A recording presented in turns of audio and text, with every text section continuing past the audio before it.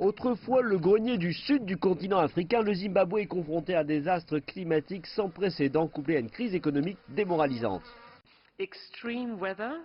Un temps extrême et un ralentissement économique ont entraîné ces gens vers une famine sérieuse. Et pour un pays qui autrefois fournissait le sud de l'Afrique, la situation est rien de moins que tragique. Il n'y a aucun autre moyen de l'exprimer. Le Programme alimentaire mondial a déclaré qu'il s'inquiétait que la situation puisse empirer pour les 7,7 millions d'habitants du pays en manque de vivres, alors qu'aucune précipitation n'est annoncée pour la principale saison de pousse. Et tout cela fait partie d'un désastre climatique sans précédent qui s'abat sur le sud de l'Afrique. Le pays a reçu des précipitations normales que lors d'une seule des 5 dernières saisons de culture. Mais des précipitations en dessous de la moyenne sont encore annoncées de janvier à mars 2020, qui est la principale saison de croissance avant la récolte d'avril. Et c'est bien sûr ce que l'on qualifie de saison difficile avant la moisson.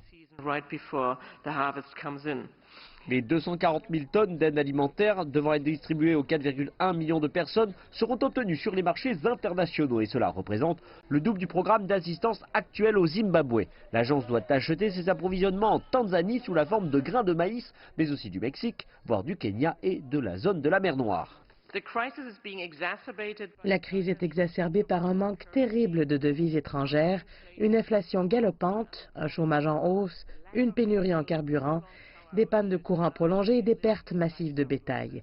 Et cela affecte tant la population urbaine que les villages ruraux. Le gouvernement du président du Zimbabwe, Emmerson Mnangagwa, a choisi de ne pas supprimer les subventions aux céréales pour l'année prochaine, un choix qui devrait protéger les citoyens les plus modestes des hausses des prix des denrées alimentaires.